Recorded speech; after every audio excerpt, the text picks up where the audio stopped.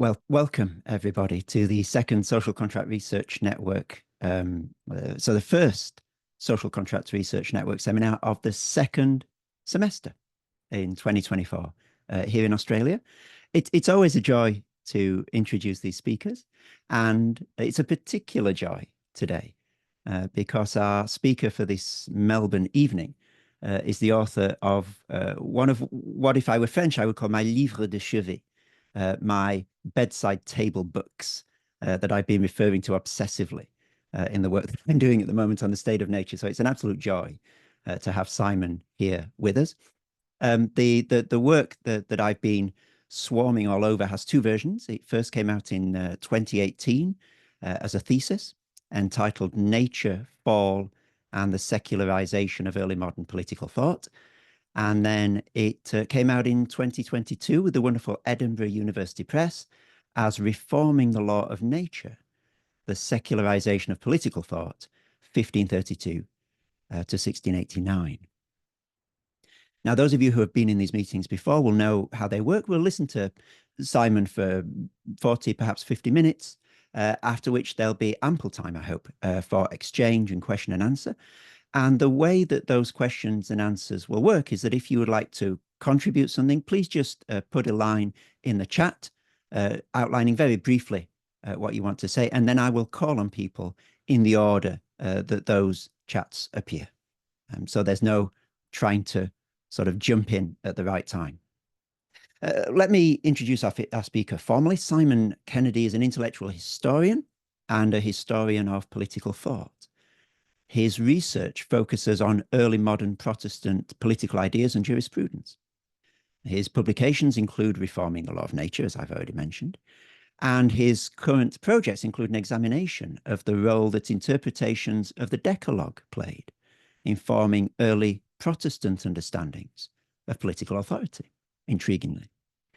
He's also working on the problem of implementing an intellectual historical methodology in constitutional interpretation. And his title for this seminar is From Natural Politics to Social Contract in the History of Ideas. Please join me, if you would, in welcoming Simon Kennedy.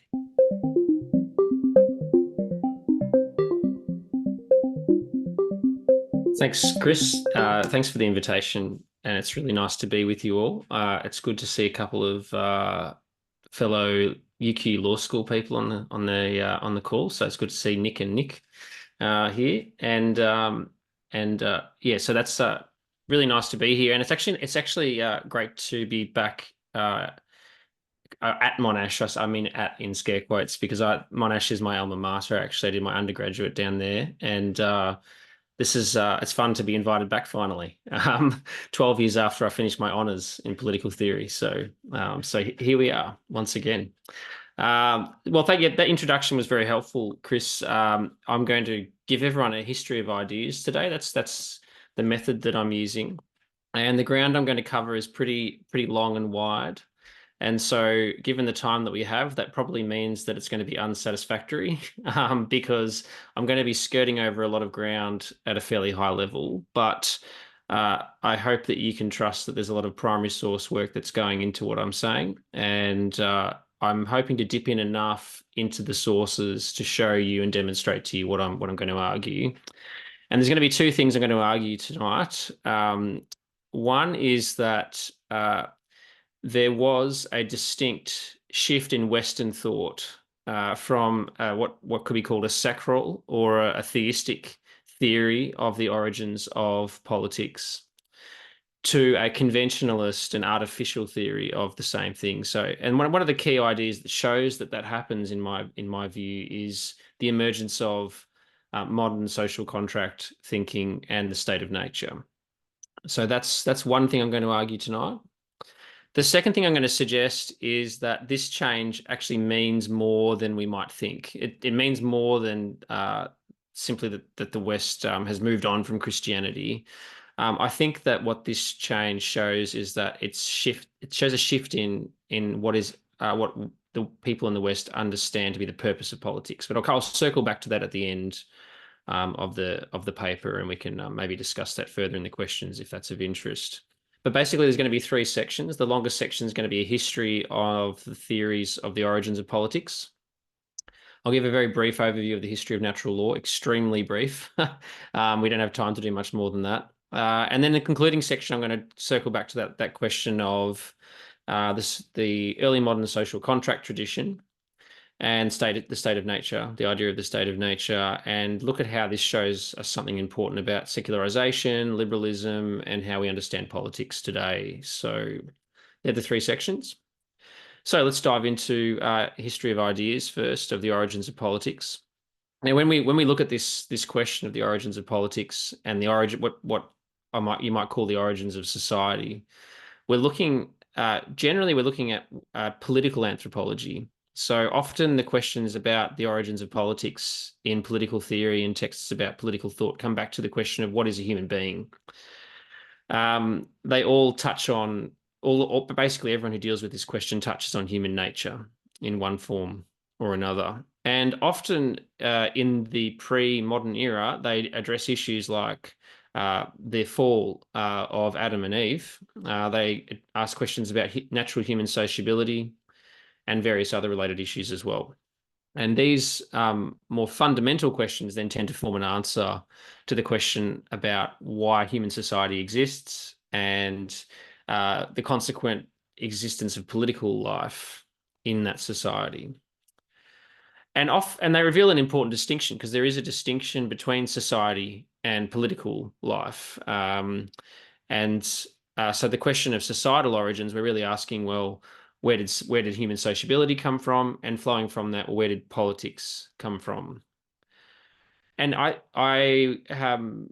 you read the literature, you can see that how people answer this question is actually plays a normative role in the way that they understand the nature and purpose of politics as well. And there are a number of different approaches to this question through the pre-modern era. And that's basically what I'm going to map out for you, is the pre-modern era, so the ancient and medieval thinkers. And then at the end, we'll get to the early modern period and the early social contract and state of nature thinkers. And I think that what this overview will show is just the different ways that the origins of political life have been conceived of. And the key figures, really, the figures that form the basis of most pre-modern thought on this question are Aristotle, Cicero, and Augustine of Hippo. So they really are the three major thinkers. And key reference for those of you who are interested in this reading further, obviously apart from the book, which Chris very kindly introduced. So thank you for your words there, Chris. But Carey Needleman had a very important article on this back in it might have even been back in the 90s, I think, on those three thinkers in the Journal of the History of Ideas. But he starts with these three thinkers and sort of builds from there as well. So I'm going to take that approach. Let me start with one of the thinker that everyone starts with, and that's Plato. Basically, Plato has a very brief explanation for the existence of human social life and politics in the Republic. Socrates explains that humans formed into groups because they lack the necessities of life. And if they're left to their own devices, they can't provide for themselves. So here, Plato has as I said, it's a very brief examination of this, and he's really doing nothing more than indicating that humans are not necessarily in groups in and of themselves, but they're naturally drawn into human society by their physical needs. So it's a fairly brief observation that he makes. But Aristotle, who was Plato's student, states very clearly and very famously that humans are in society because of their nature or their physis. And that nature for Aristotle indicates teleology. And his account of this question is not narratival, so he doesn't go into a history of how this happened so much. It's more of a factual statement about the nature of human beings. For Aristotle, society is necessarily political, and that includes authority and hierarchy. Those things are just as natural in Aristotle's mind as being in political life are. And therefore, it's in political society and not just in social life if we come back to that distinction between political life and social life. It's not just, it's actually in political society where humans are meant to be, according to Aristotle, and it's where they will thrive the most. It's where they will find eudaimonia, to use the Greek word that he falls back on often. And Aristotle isn't interested in the historical question about how this happened. He doesn't really deal with the particularities of, you know, what historical moment humans joined into political life. And in fact, it's difficult to tell whether Aristotle can even conceive of someone outside of politics in a theoretical sense. And it seems pretty clear that actually he can't, because he says that someone apart from society is either a god or is subhuman. So they're not a human at all, in other words.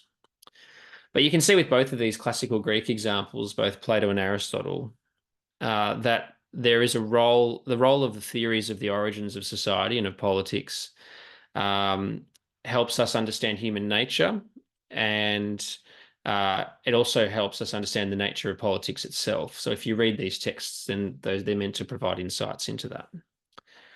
And the case of Aristotle is really significant because his conception of society and of politics as natural, the human being is a political animal, according to Aristotle, continues to play a really significant role in the history of ideas in the West, which is where I'll be focusing as I go along.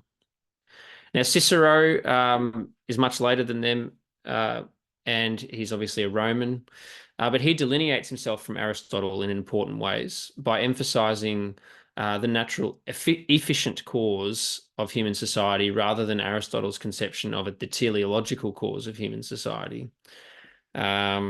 Cicero emphasizes our herd instinct. So he says humanity is naturally going to gather into groups.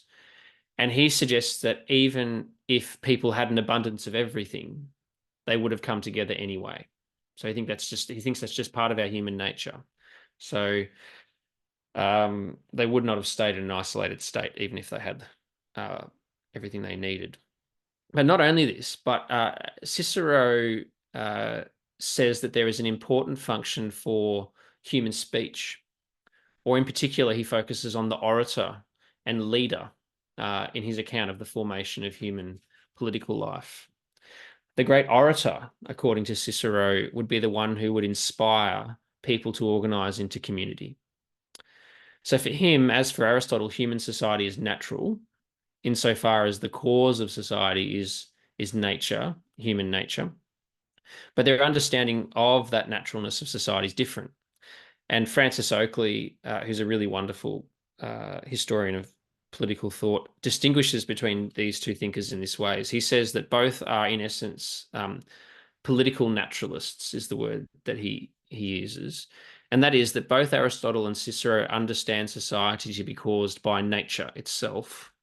However, for Aristotle, the final cause, or the teleological cause of human society, is that in nature is in the natural end, or the telos, for human life. That is, that the natural purpose of human life is in fact political life, whereas for Cicero, nature is the efficient cause of human society, in that nature actually affects human life. So there's that key distinction between the efficient cause and the final cause between those two thinkers.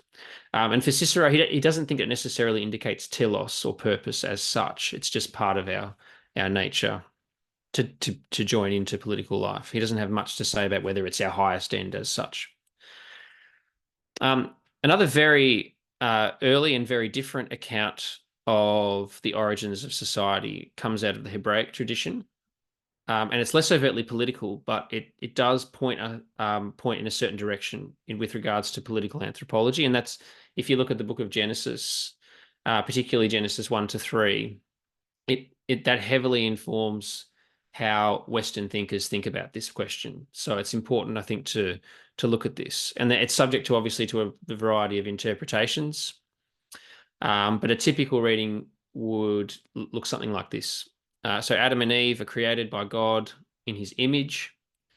They're not divine themselves. They're separate from God, but they're made in a divine likeness. And part of that image bearing, part of their role as having a likeness to God, is that they have a rule over creation. So they have a function of ruling over God's creation. And Adam is consistently understood as being a ruler over his wife Eve and his children. So he has a patriarchal role in the early chapters of Genesis. And the questions that surround, the Genesis narrative include whether Adam's rule is political, and therefore whether politics is part of humanity's pre-fall human nature. So that's a question that Christian thinkers have wrestled with over the centuries, and probably the most famous example of someone coming down on the side of Adam's rule being properly political is Robert Filmer, who was John Locke's interlocutor. But that's a separate issue that we'll talk about another time. But there's one key part of the narrative I haven't touched on yet, and that is the fall into sin. A cataclysm occurs in Genesis 3 where Adam and Eve rebel against God and they fall into sin. And this alters their relationship with God. It alters their relationship with one another. And some people argue that is this the point where politics enters into human life? Would there have been politics before the fall, or would it have only come after? Is politics a post-fall or post-lapsarian, to use a technical term, institution? It is intended by God to basically keep a rein on sin. And it's here that we see some competing interpretations of the Christian biblical frame, or the Hebraic biblical framework. And we can see differing accounts of human nature and the purpose of politics that emerge in that tradition as the centuries go on. But this scriptural account forms a bedrock for many of the Western thinkers. So it's important to deal with that as we examine the history of ideas. One of the more influential accounts of the origins of society and of politics comes out of Augustine of Hippo, who was a 4th and 5th century bishop in North Africa. Now, Augustine's framework for understanding the place of human society and politics is heavily imbued with his theology of the two cities in his book, The City of God. And the two cities in the City of God are the City of God and the City of Man. And both of these cities are founded by Adam, according to Augustine. Adam was created as an individual. He joins Eve, or he's joined with Eve when Eve's created, and they create the first human society, according to Augustine, and that's completely natural. But it's also endowed with natural hierarchy. So there is a hierarchy between Adam and Eve before the fall. However, according to Augustine, there is this natural familial authority, or a sort of patriarchal authority. He doesn't consider other forms of political authority to be natural as such. Now, there are a few ways you can trace Augustine's reasoning on this, but here's and I think this is a fairly typical account of what Augustine's saying in City of God. Augustine basically holds that sin has tarnished humans and their social life, so much so that civil authority is necessary to curb the evil of sinful humanity. And he points to God's creative word in Genesis 1, verse 26, where Adam is said to be given dominion. That's the word that's used, the dominion over animals, birds, fish, and over every creeping thing that creeps on the earth. And Augustine says that this represents the original natural state of political authority. The only kind of authority that Adam has is as a dominion mandate over the care of creation, and then he has a familial rule over his wife and children. And from this, Augustine deduces that a number of things aren't natural. In particular, he focuses on slavery, interestingly, and that basically indicates that it's not natural for men to have coercive authority over other men. So he focuses on slavery for some reason, but you can reason from that he doesn't think that kind of arrangement where you have a coercive relationship from one man to another, of one human being to another, is natural. He says this: the first just men were set up as shepherds of flocks rather than as kings of men. This was done that in this way God might indicate what the order of nature, sorry, just wait for my page to change, what the order of nature requires. And so here he contrasts the Old Testament patriarchs, Abraham, Isaac, and Jacob. He contrasts them with kings. And he then contrasts the patriarchs with slave masters. So this is where his discussion of slavery comes in. And he writes that God might indicate what the desert of sinners demands, and that it is with justice that a condition of servitude is imposed upon the sinner. So even though slavery is not natural, it's in some sense a reflection of the reality of human sin, according to Augustine. Now, how we interpret this equation about sin and slavery is vital to understanding how Augustine's theory of the origins of politics works out. And Augustine here is asserting that political authority, along with slavery, is a post-fall institution. So you wouldn't have politics before the fall if you follow Augustine's reasoning there. And so human political life exists because of sin. Okay. Now, those three thinkers, Augustine, Cicero, and Aristotle, are pivotal for how we understand and interpret medieval ideas about these questions. And so I'll just show a few examples of how these thinkers influenced medieval Western thought. Starting with John Wycliffe, who was an Augustinian English cleric in the 1300s. And he had a book which was published in 1375 called Civil Lordship. And he said that political authority is based on the natural lordship that Adam enjoyed before the fall. He has quite a complex, he unpacks what these different kinds of lordships are, and I can't really go into all the details. But he says that civil lordship's separate to natural lordship. I think that's the key point here. And Adam had natural lordship before the fall.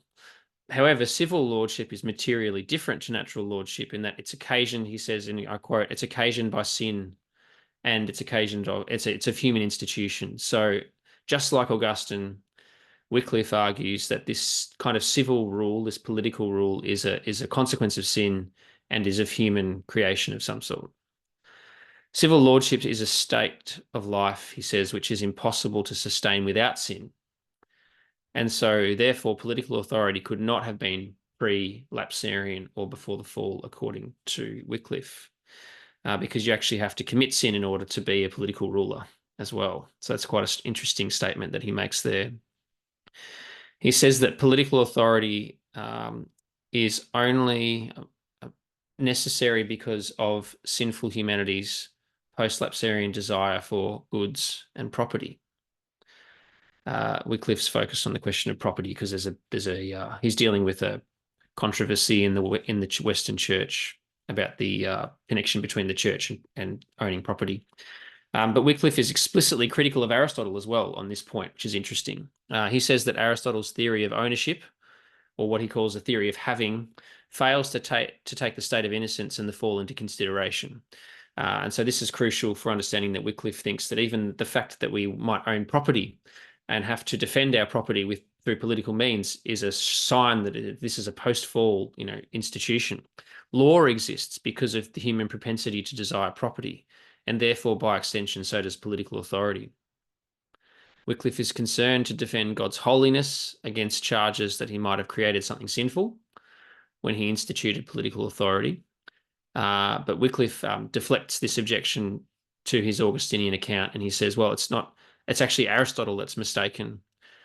And he says that Aristotle's political naturalism fails to take account for the impact of sin on the natural human condition. That's a very Augustinian account that Wycliffe has. However, Aristotle had almost an outsized impact, actually, especially when his works were rediscovered during the Middle Ages. And two principal figures I'm going to unpack here for you just demonstrate this. Now, Thomas Aquinas is extremely famous for synthesizing Aristotle with Christian theology. And Aquinas held that political life would have existed before the fall, and that therefore politics is not a post-lapsarian institution. It's actually technically a pre-lapsarian one, or a pre-fall one. Thomas argues that ontological inequality is just a fact of creation, just how things are. And so therefore, there are inequalities with regards to the soul, regards to justice, and regards to knowledge. And so these inequalities would naturally exist whether sin was in the world or not.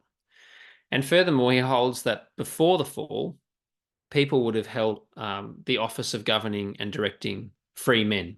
So he suggests that we would have needed, humans would have needed ordering and would have needed governing, even if they weren't sinful, which is interesting to postulate why that might be the case. But he thinks that this is just because there is there's natural hierarchy, and so we would need to be ordered somehow. But he follows both Aristotle and Augustine and affirms that humans are naturally social, but he diverges from Augustine when he says that social life necessarily requires political life. According to Thomas, humans are not only naturally social, but they also, by nature, political. And he directly quotes Aristotle on that point in his De Regimine Principium. And a second example of Aristotelianism on this question is Marsilius of Padua. He embraces Aristotle's understanding of human nature and its relationship to political life. Civil community, he says, originates in nature, which, moving from the perfect to the imperfect in good Aristotelian fashion, moved humankind from an isolated state through stages of the household village life until they reach the highest state, which is to live in the city. And that's exactly the kind of account that Aristotle gives in the Politics. Marsilius argues that as human communities developed, he thinks that they made up the full range of things that are necessary to living and living well, which then led to the establishment of the perfect community, which is the city. And so we see in Marsilius and in Thomas good examples of a Christian expression of political naturalism, of Aristotelian political naturalism. So in the medieval Christian Aristotelian's mind, political naturalism, so the word naturalism could be deceptive here because it doesn't actually exclude God as such. In fact, it includes him and God has an active role in their mind in the establishment of political life. It's just the naturalism refers to their understanding that politics is natural. God implants the proclivity toward political life in humans when he makes them political. He makes them because political life is a penultimate temporal good, according to the medieval Christian Aristotelian. God is still ultimately the principal founder of society in the Christian Aristotelian framework because he's the creator and sustainer of nature and of nature's means and ends.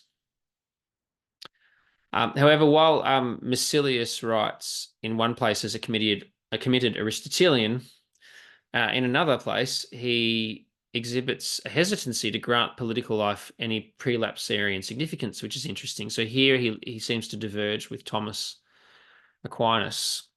In fact, he seems quite comfortable combining a broadly Augustinian account of the necessity of political authority in light of the fall with an Aristotelian teleological account of the origin and telos of political authority.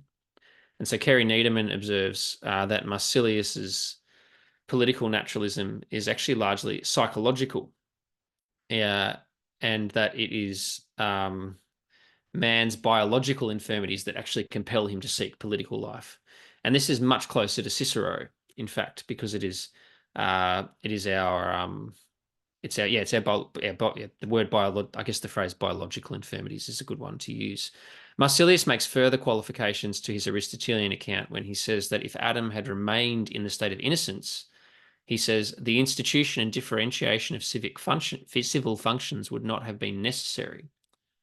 And then he goes on to provide an example of what that would look like. And he himself is an example of the medieval synthesis of political naturalism, whether it's Ciceronian or Aristotelian. It seems a bit mixed in Marsilius, but it's a synthesis of Augustinianism and Aristotelianism because he has an important role for the problem of sin.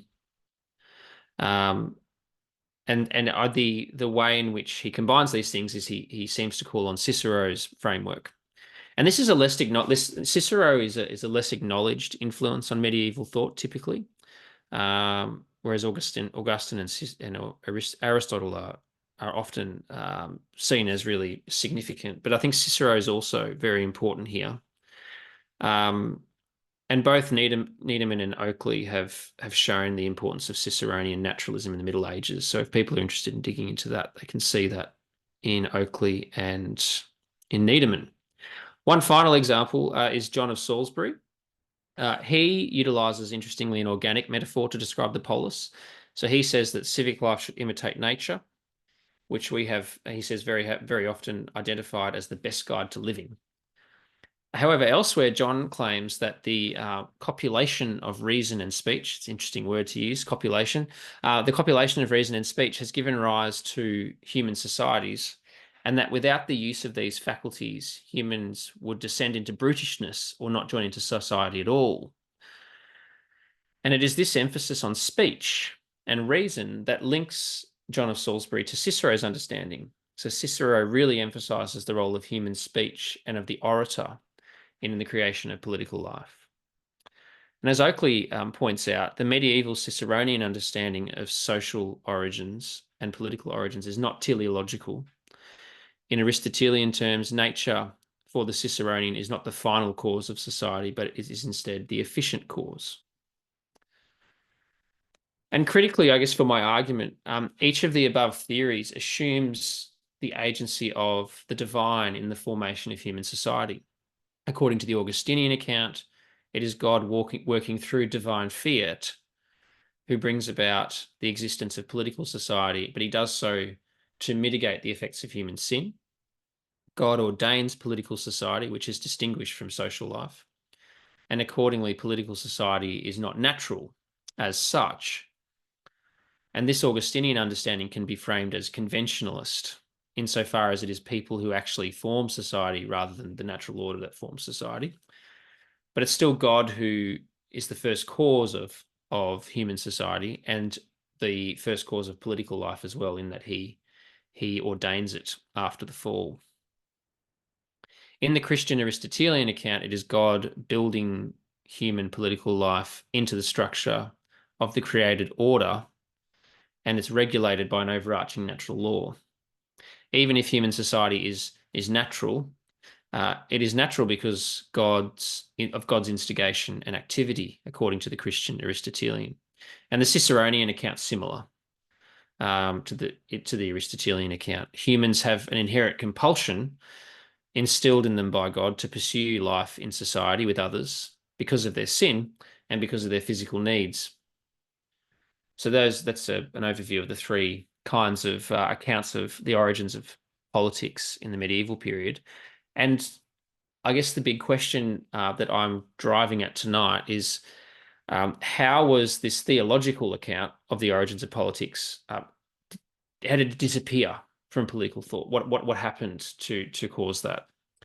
And how did if we're looking at the Christian West, how did the Christian God become removed from the Western understanding of the origins of political life? Now, it's my contention, and I have more. There's more space to unpack this in other places, but it's my contention that at the same time as this shift happened in the early modern period, a new understanding of natural law also emerged. And this understanding of natural law undermined the prevailing consensus with regard to the divine origins and therefore the divine purpose of political society. So I'm going to give you a very brief overview of natural law ideas up until the early modern period. And then I'm going to bring the two concepts together in the conclusion to discuss early social contract theories and state of nature. So natural law is evidenced in texts from classical Greece all the way through to the early modern period into today. It's still a central loci of good discussion in philosophy and jurisprudence. For example, Plato understood his God to have fashioned the disordered universe, taking it from disorder into order, with the goal of the universe by nature reflecting the God's own orderly reason.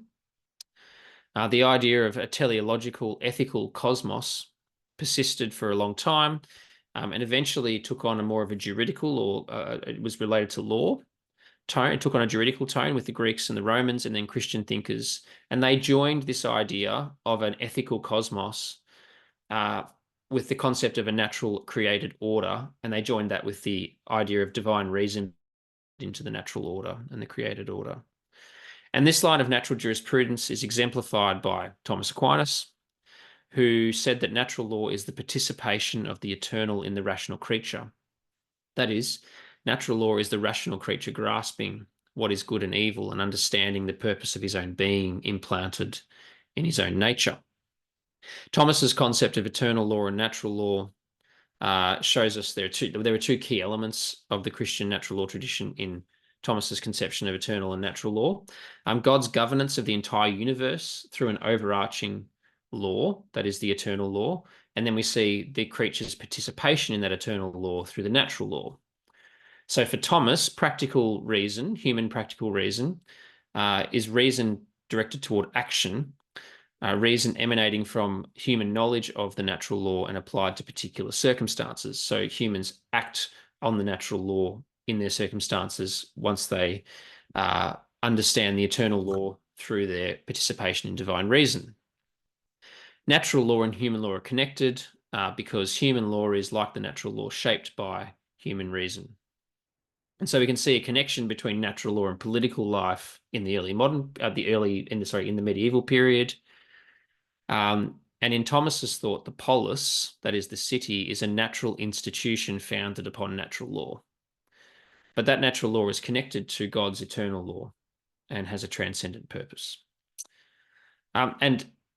It would be accurate to say that this Aristotelian Christian synthesis produced a natural law theory which provided an apparently complete and systematic naturalistic view of the world and the heavens and man's purpose. But as J.P. Canning, who's a very good scholar of this topic, notes, that this naturalism wasn't really consistently worked out. And he points out that God as a figure in this understanding of the world kind of remained in the background. He was the creator of the natural world. And so God remained the creator and legislator of natural law. But there are, other scholastics, the voluntarists, diverged in important ways from the intellectualist arguments of people like Thomas Aquinas. But there was still a basic connection between God's eternal law and the ordering and ends of nature. But in sum, just a very high-level summary, leading up to the 1500s, God was understood to be intimately involved in both the structuring and working of the world through the legislation of natural law. And a part of this natural law was the establishment of political life and the enactment of human law. Human law was meant to reflect natural law. Okay, so I've dealt with the first two sections. So I've looked at the history of the origins of politics, theories of the origin of politics, and then I've looked at natural law. I'm going to move on to state of nature and the social contract in the early modern period. And there are two thinkers I'm going to briefly focus on, Hobbes and Locke, Thomas Hobbes and John Locke, both 17th century English thinkers. Okay, so Thomas Hobbes, his political theory is grounded, I would argue, on a conventionalist, that is sort of an artificial understanding of the origins of politics, that is desacralized, and it's based on social contract. And accompanying and ultimately undergirding this is an entirely new theory of natural law. So Hobbes has a very novel theory of natural law. He says that the laws of nature were derived from the basic law of human self-preservation. For Hobbes, the natural law is not based on the eternal law of God. In fact, he totally rejects Aristotle's and Thomas's view of the structure of law, and he focuses on the law of human self-preservation. And he says that the natural laws drive logically toward the necessity of political life for the just to maintain the existence of sociability. And this shift in focus at the level of natural law, I argue, informs Hobbes's shift in focus at the level of his account of the origins of political life. Now, Hobbes used a lot of theological ideas in his philosophy, and I'm one of those people who complains about the fact that no one reads Book 3 of Leviathan, because that's just full of Christian theology, and I think it's really fascinating to see how he deals with that. But one of the most notable theological ideas he brings into his politics is this idea of covenant. And he turned the covenant into an agreement between every person with every other person in the pre-political condition to submit to one absolute authority to protect their pre-political rights. That's what Hobbes's political covenant is. So even if and Hobbes's account is informed by Christian theology, he deals with this at some length. I mean, his account of covenant isn't explicitly theological, but he's swimming in a reformed Christian milieu, and so I think he has a reformed covenant understanding happening in there, even if it's hard to see. But he reshapes it and makes it a pre-political covenant, and he clearly undermines the transcendent basis of political life by disconnecting political life from nature itself, particularly through his account of natural law and the role it plays in his theory of political origins. And so for Hobbes, God becomes basically inactive in the creation of political life, because on Hobbes's account, humans create politics in spite of nature. Humans are not naturally political, but because of the war of all against all in the state of nature, humans must join in political life in order to protect their pre-political rights. And Locke entrenches this, I think to an extent, entrenches this secularized account of political life. Locke is not a Hobbesian, and I think that's very clear. But there are some similarities between Hobbes and Locke. Locke focused his account on the law of nature, of the natural law. Just like Hobbes, he focuses on human self-preservation and sociability as the key problems that the natural law kind of point to. Locke taught that political life was formed by people rather than God. Again, like Hobbes, in order to protect natural rights, God-given natural rights. And the idea that the creature rather than the creator was responsible for making political life then started to become much more common. So after Hobbes and Locke, you see in the history of ideas, this becomes quite a normal way of thinking about the origins of politics. In both Hobbes and Locke, the state of nature is non-political. It's a non-political situation. Humans are not naturally political. And both argue that because of the propensity toward violence in human nature, in pre-political conditions, if there is no civil power to dissuade this violence, humans need politics to survive and thrive.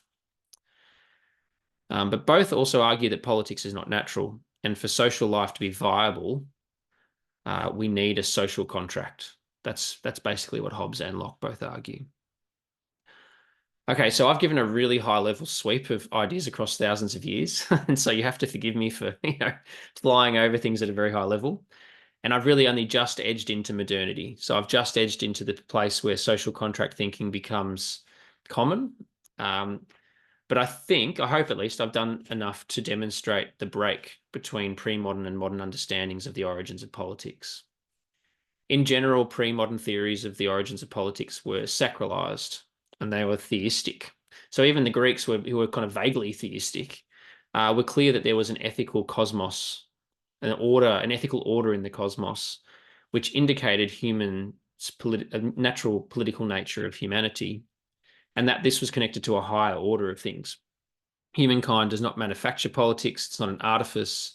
It's the way things are. It's the given nature of humanity. And that idea carries through in the Christian West until the early modern period. In the modern world, in the post-Hobbes, post-Locke world, theorists overwhelmingly lean on social contractual origin theories, if they have a theory of the origins of politics at all. Humans are in political community because the natural condition was insufficient or deficient. And there arose a need to find ways of overcoming this deficiency. Hence, we have politics. So the differences between this theistic political naturalism and social contract conventionalism might seem academic, but I would posit that the way moderns think about the origins of politics has a normative impact. I wonder if the sacralized understanding of the pre-moderns lent itself to a more teleological and obviously a more theological conception of the purpose of politics. If politics is set in place for a higher purpose, and politics becomes a space where people will naturally order themselves toward that higher purpose, And therefore we have civic religion and theocratic conceptions of politics and Reformation era religious nationalism. And as Francis Oakley shows so well in his trilogy on the emergence of Western political thought in the Latin Middle Ages, there is a dominance of sacral kingship. That's a dominant political theory in the pre-modern era in the West. Modern political thought, particularly liberal political theory, shies away from theorizing about higher purposes for politics for lots of reasons. Some of them are quite understandable, but it's my contention that this liberal hesitancy is grounded in the liberals' conventionalist, desacralized theory of the origins of politics, a politics that emerges from a chaotic state of nature necessarily has its sights set on maintaining order through right procedure. The very reason that we are in the political situation we're in is because the state of nature needed to be escaped. And apparently we decided that this was necessary at some point. So the goal of liberal politics is procedural fairness and equality in order to avoid a return to the chaos of the state of nature. None of this is intended to be a comment on the normative truth or value of any of the theories discussed, but it is intended to draw our attention to how this important change in the way that Western thinkers understood the origins of politics has likely formed how those same people think about what the purpose of politics is. And I'll leave it there. Thanks for your attention.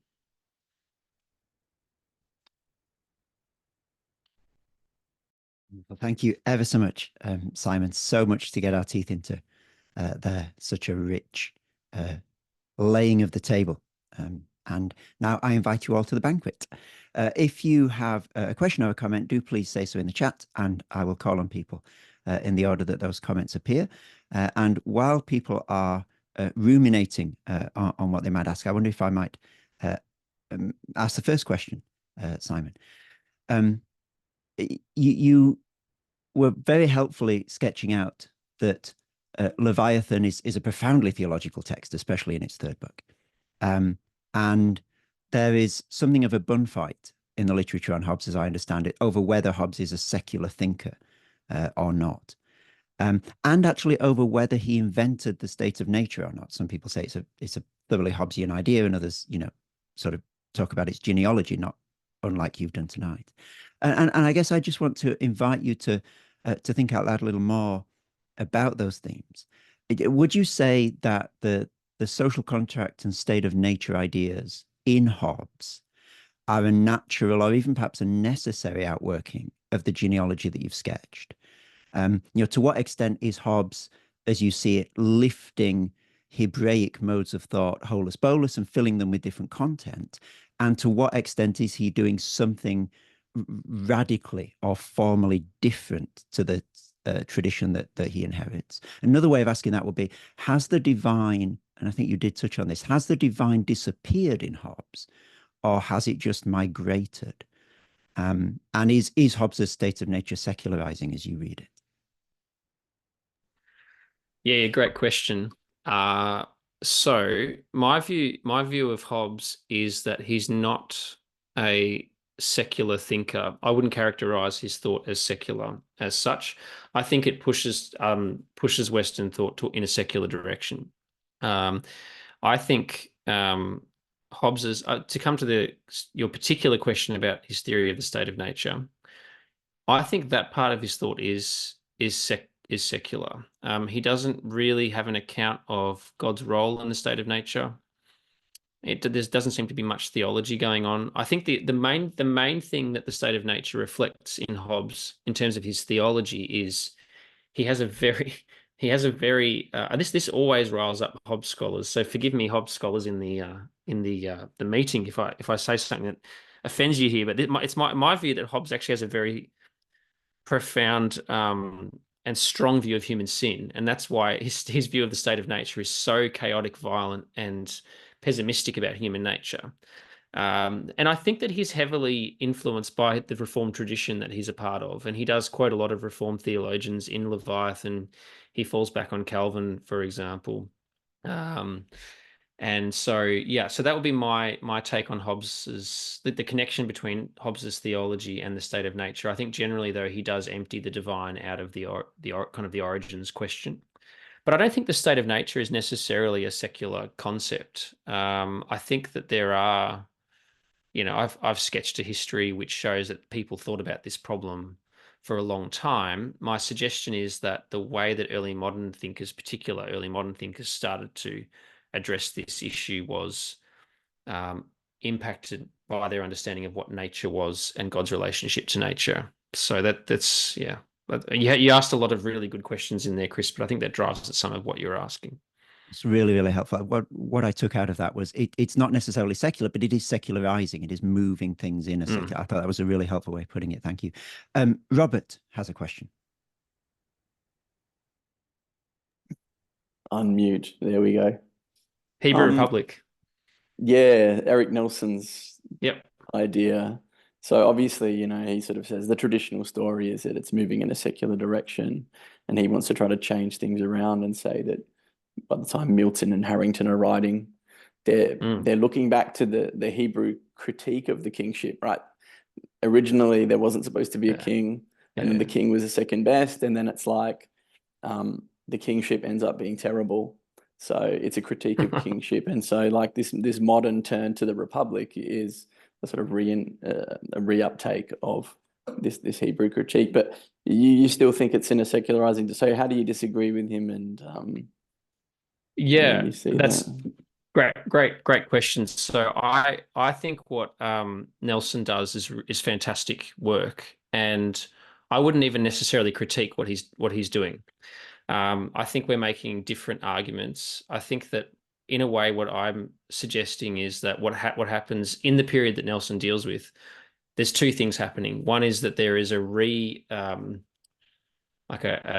recapturing of Hebraic political thought, which is then applied in England and North America in really interesting and in some cases alarming ways. And then the other thing that's happening though is that you have thinkers who aren't necessarily in that camp, and I don't think Hobbes and Locke are not in that they're in that milieu, but they're doing something different to the Hebraic the Hebraic thinkers. And I think that they push things in a different direction.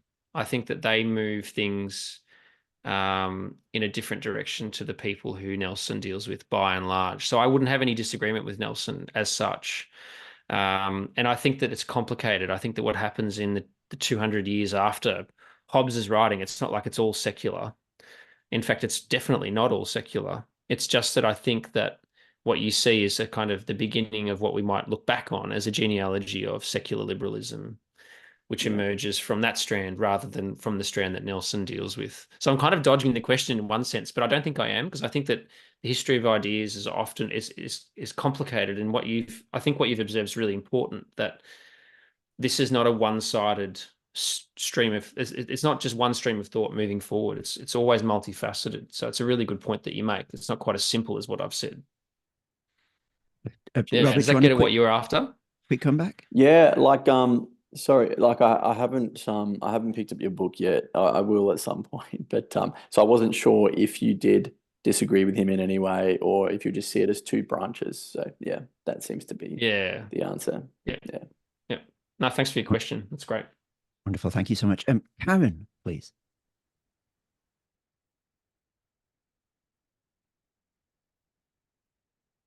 I can see Karen's question. Oh, there she is. It's okay. She's there.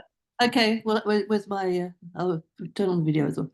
Okay. Yeah. Look, I wanted to sort of suggest that Locke is far more in the Aristotelian and theistic stream, and I mean, particularly if you read the essays on the law of nature, the law of nature, and also at the beginning of the two treatises, there is a law of nature, it's a law of reason, and he's arguably intellectualist, and so the law of nature is a God-given law of nature which we can understand, and I guess maybe there's an interesting sort of I mean, the person that I've been interested in is Catherine Macaulay. You may or may not have heard of. I have. Yeah, I have. Yep. Okay. So, I mean, she's writing partly, I mean, in the way the Republican element comes out of Milton and a version of the critique of kingship, which she also applies to Hobbes, because of course it's not unimportant that Hobbes is arguing for absolute monarchy. And the notion of progress that one has within that, if you like, the natural law tradition which leads on towards democracy is highly theological, because it requires something like a view that God has given us the capacity to progress towards understanding the moral truth, and so some kind of more perfect moral organization. So I think that, I mean, although you're right, but certainly I agree that in Hobbes there are seeds of a secularizing direction, but I think it's much less clear in Locke. And I think this idea that somehow Locke is just, you know, wet Hobbes or something is a complete misrepresentation, and certainly a misrepresentation of his influence on the people who read him. Yeah, I think you make very fine points, Karen. Thank you for your observation and your question. I actually agree with you. I mean, I would read, if taking John Locke broadly, I would say he's some kind of Thomist.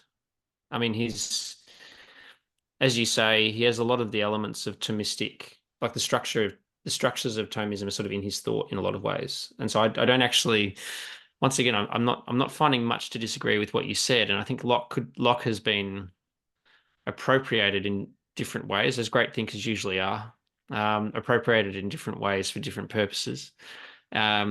So I'm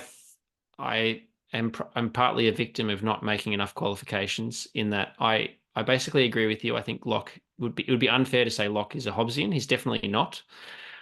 I think his state of nature is not too far from Hobbes, to be honest. So maybe we disagree there. But he has it's much more complex. And his view of human reason is different to Hobbes. His view of the role of God is different to Hobbes. And so, yeah, I think there's more to talk about there, but I guess that I would concede most of the points you're making, actually, Karen. And I think you make a good point too, that, you know, his influence is not necessarily just a secularizing influence. I mean, in a way, he helps. He sort of is someone who carried a kind of Protestant Thomism forward, I guess. Yeah. I guess one other thing to say is, you know, look at Cumberland. You know, the influence of Cumberland on Locke, and the sort of yes, you know, it's, I mean, Cumberland is state of nature, but that's a very, very religious. It's very different, isn't it? I totally agree. Actually, I looked at Cumberland when I was researching for this some years ago. So it's a good observation. Yeah, thanks, Karen. That's great. Well, thank you so much. Could I invite Nick to ask you a question, please? Thanks, Chris. My question's essentially what I just put into the chat about interpreting Hobbes. And I gathered from what you said in response to Chris's question that I think you probably agree with my question, or the point I'm making in the question about Hobbes being theological. But the one thing I would add in relation to that is, it's a long time since I read Hobbes, but I seem to recall him talking quite specifically about particular laws of nature. And he comes up with quite a list of them. Is there 10 or 15 of them? There's quite a good number of them. I think there's 23. 23. Yeah, there you go. I'm forgetting exactly how many. But I wonder whether, when you look closely at those laws of nature, whether consistently with the thesis that his view of the divine law is that it's an expression of divine will and power, that what the natural law is all about is about, in one sense, facilitating the exercise of human will and power by contracting, because a lot of it is about that contracts should be kept and your word should be kept, and so forth. And I wonder, I haven't gone back over those natural laws, but they do seem to be geared towards shoring up the social contract. So it's now making me think that perhaps those natural laws themselves, as distinct from perhaps his account of divine law, still have that similar quality of being about pure will and facilitating acts of will. Does that make sense? What do you think? Yeah, it does. Yeah, I think it does. I think I would have to think more about your observation in relation to the connection between the natural laws and the human will and contract. I mean, but I think that's probably a really helpful angle on what Hobbes is doing, actually. Yeah,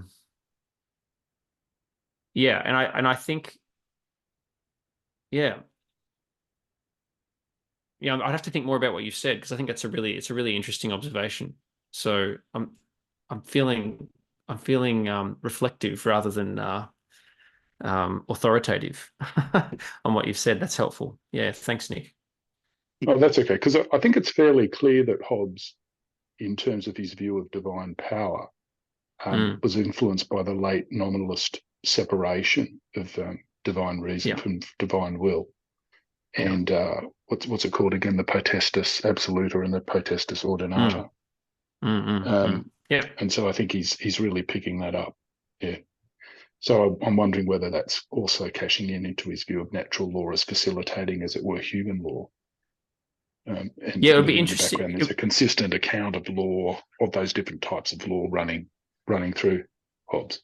It would be interesting to see whether he articulates something along the lines of the distinction that you made between the ordinata and potestas ordinata, and what was the second one you said? Absolutus. Yeah, absolute. Yeah, absolute power. Yeah. No, helpful. It's good.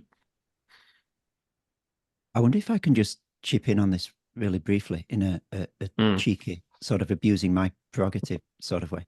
Would you guys, I'm thinking about this idea of natural laws in Hobbes, and in Leviathan 14, it seems that there are lots of natural laws, but they are not equally fundamental. The one fundamental law is that we seek peace and self-preservation. Everything flows out of that. And so they're not laws in any top-down way. They sort of bubble up out of self-preservation. And so it's almost misleading to call them laws at all, because they're almost like, it's like the laws of the market. It's a self-regulating sort of homeostatic system that people don't want to die, and therefore we keep covenants, and therefore. And they're not, when we mean law, we usually mean some sort of imposed structure of behavior, but there's nothing imposed. It builds itself out of chaos. Right. I think that's absolutely right. And I think this is partly why Locke is more similar to Hobbes than what people have typically argued on this point, which is that in a similar way, self-preservation plays a normative and governing role in his theory, in his natural law theory, that I think is just so crucial in Hobbes. As you say, the other 20 odd, laws that he articulates, they wouldn't really exist unless he had stated the fundamental importance of self-preservation in the first place. So I reckon that's a really helpful way of thinking about them bubbling up from that. Yeah, rather than being a sort of an order imposed on social life as such. Yeah. Can I just chip in on that, Chris, if it's all right? Please, and just to observe that from memory, one of those natural laws, though, is the pacta sunt servanda, that promises should be kept. And that does seem to have a degree of moral content. But it's still consistent with this theme that all of these natural laws are facilitating the human drive to, as you're saying, fundamentally self-preservation, but then secondly, the means to that self-preservation, which is the social contract. And the one linchpin that he needs that human beings in one sense can't provide is, as it were, the obligation to keep their promises, which is an interesting thing. Yeah, it is. And I think that the problem, I guess that the problem with Hobbes's laws of nature remain like, even if that is a law of nature, which it is for Hobbes, that promises, people should keep their promises, they should keep their agreements. The way he argues is it flows out from this first premise still, rather than it being a premise in and of itself of the law of nature.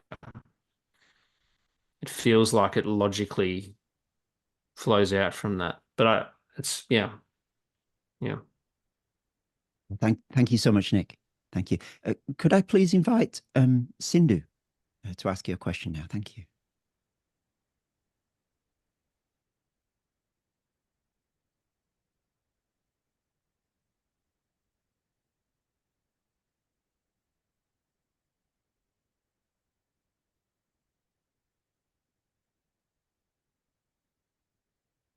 Let me just, as Dr. Sindhu is... hello, am I...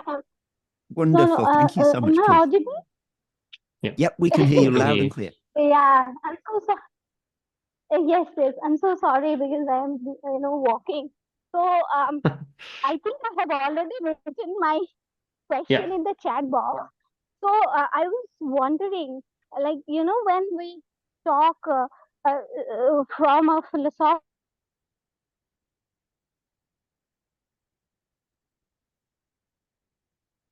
amongst these philosophers, even some of the theologians, they try to secularize this whole idea of, God being, somebody which was a divine element to a very secular kind of God that we represent. And then when it comes to theorize it in terms of, these natural rights, natural laws, and other things, why it is important to secularize everything? That's one fundamental question which I always ask myself, that why after 17th century suddenly this turn?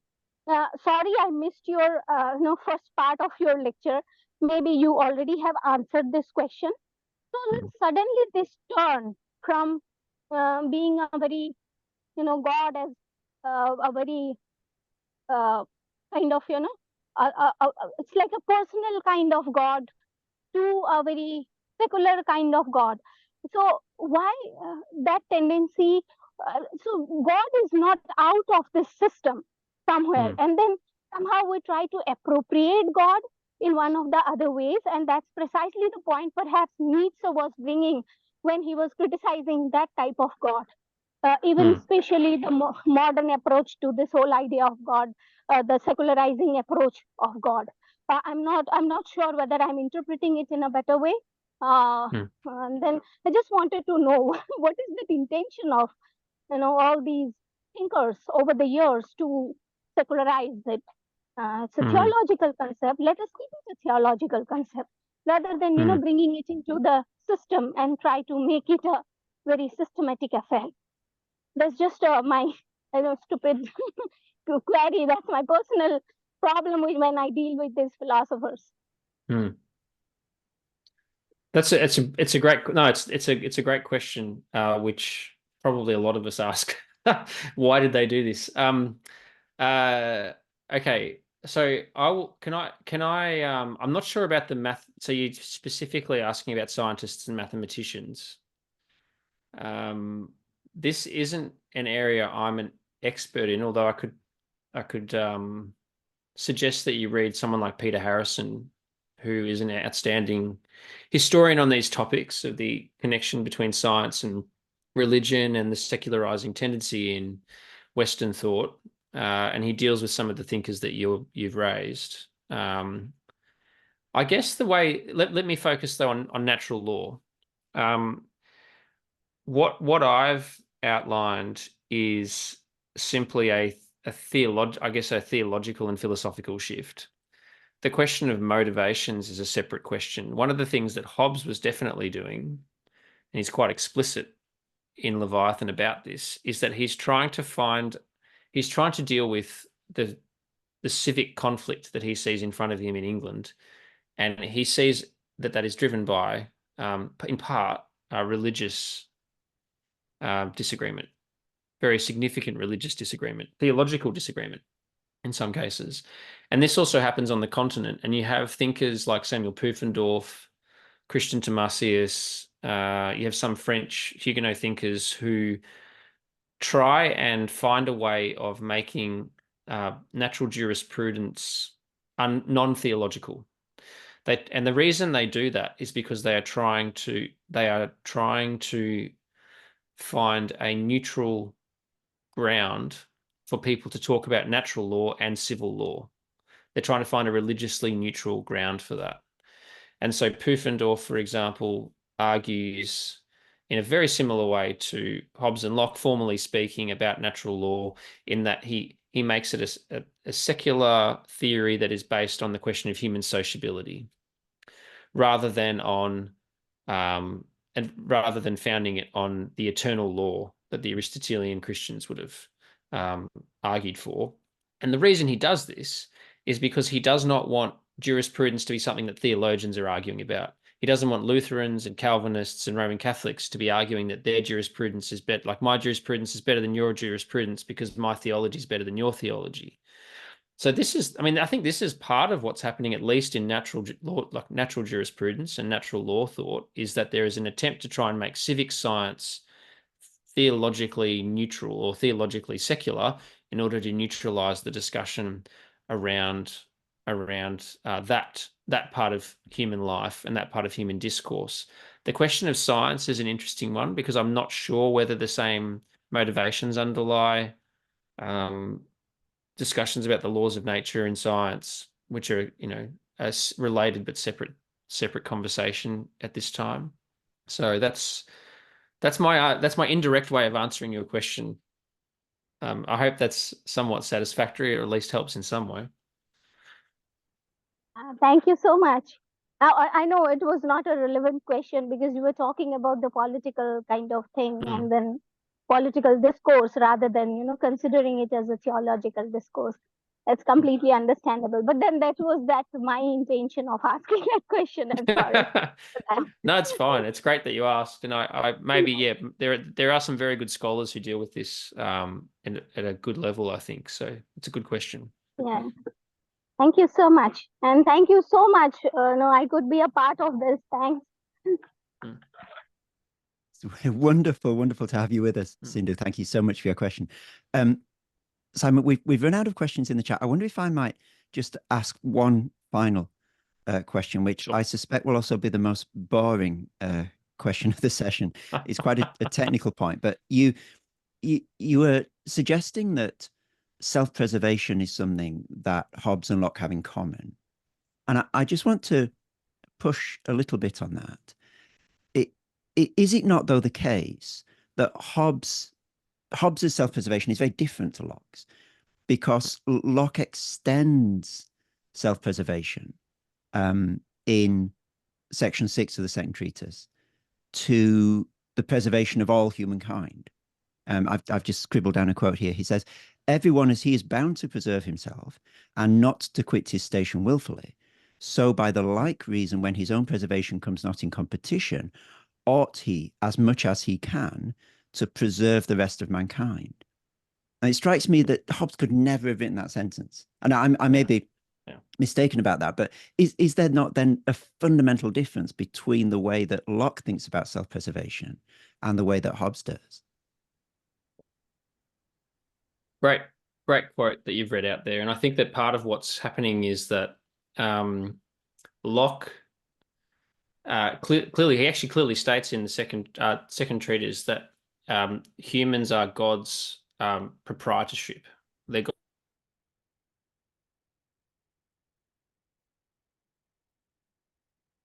that you read out, which is that all of humankind is to be preserved.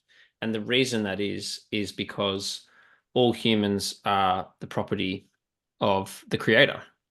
And I think you're right that Hobbes, well, could he not write it? I just don't think he would have been motivated to. Maybe, I mean, it's possible that he could have if he was in a certain kind of mood, but he doesn't seem to ever be in that mood. So that's a really interesting point, and maybe there is a fundamental difference between the self-preservation of Locke and the self-preservation of Hobbes, and the way that they understand that. And it's not even the case really that Thomas Aquinas talks about self-preservation as a fundamental part of the law of nature, and of course it is. I mean, we all know that's the case, don't we? That's how we behave naturally. If we're in danger, we try and preserve ourselves. That's just sort of what human nature's like. Whether we're, but regardless of our view of God's relationship to the laws of nature, it seems to be how we are. So I think it's a good point. And I guess coming back to what I said about what Locke says about property being God's property, I think there's a theological underpinning to what Locke says, which Hobbes perhaps doesn't have. Yeah, it's really helpful. Yeah, thank you so much. I'm delighted to say that Shirzad has indicated a desire to ask a question. So could I invite you to do that, please, Shirzad?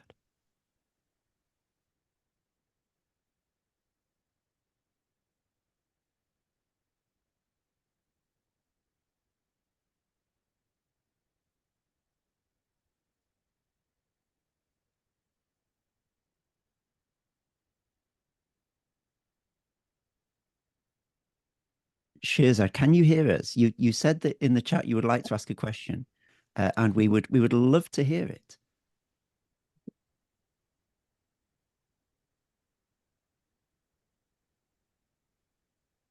Can you hear me? We can, loud and clear. Please go ahead. Okay. Yes. Okay. Sorry. First of all, I would like to thank the organizers and Professor Kennedy for this seminar. My question is about Alexis de Tocqueville's different view on the original position compared to Locke's. Tocqueville seems to believe the original position wasn't truly equal, while Locke considered it a state of equality. I'm curious to hear your thoughts on Hobbes's view of equality in the original position and how you see this concept compared to Locke's and Tocqueville's positions. Thank you. Good question. So my only qualification is I'm not completely familiar with Tocqueville's position on this. However, Hobbes and Locke. So I mean, in Hobbes's case, Hobbes sees equality as basically Hobbes's equality is we are all capable of killing each other, and therefore we're equal. we're all able. Like basically, he says we could all overpower one another if we really wanted to, and so therefore we're all in competition with one another because we're equal.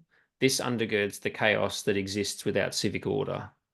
Basically, if you have no political order, you have no order whatsoever because of equality, because of human equality. So he does acknowledge that there are some ontological inequalities. He says some people are stronger than other people and some people are smarter than other people, but that equality isn't enough to basically say we're fundamentally we're equal enough in Hobbes's view.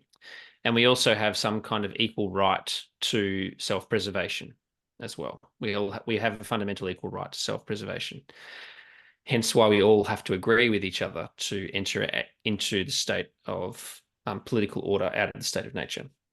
In Hobbes, we're all equal in that we all have equal rights, natural rights. But I think Locke would probably say something similar to Hobbes if he was pressed, that there are ontological differences, but we're not those aren't particularly important when we're thinking about why we're in political society and what the nature of political society is. The thing that's important is there are pre-political natural rights that people have, which are all equal because we're all humans, and for Locke, we're all in a state of equality before God as his property and his creation. I can't speak. I mean, Shirzad, did you want to share with us about Tocqueville's view? I mean, I'd be interested to hear more about that if you have anything to unpack with regards to comparing that. I'd be interested to hear. Briefly, Tocqueville thinks that the world will be America at the end. Meanwhile, Locke thought that the world was just like America in the matter of the equality of conditions in the original position. Oh, yeah, I see. That's interesting. Yeah, he did. When that's true, Locke did think that, didn't he? Yeah, he looked at tribes or sort of remote tribes and people living outside of what we'd call civilization as the original position. Yeah. Okay. Yeah, interesting.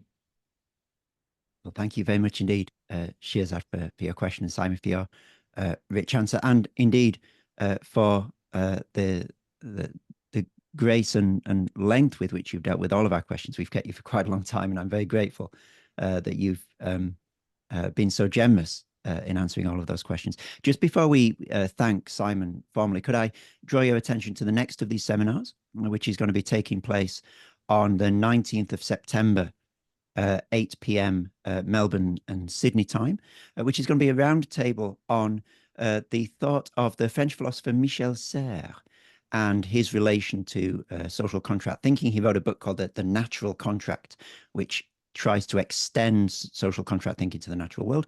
And I'm going to be talking with two co-editors of a recent book, Michel Serres' Porous Becomings, which is looking at how Serres' thought can be used within the discipline of anthropology. So if that's something that interests you, do please sign up for that. And it remains only the most pleasant duty of the night, which is to invite you all to join me in thanking very much indeed our speaker for tonight, Simon Kennedy. Thank you, Simon. Thank you, Chris. Thanks, everyone, for your attention. It's been great to interact with you all and to share with you. Thanks.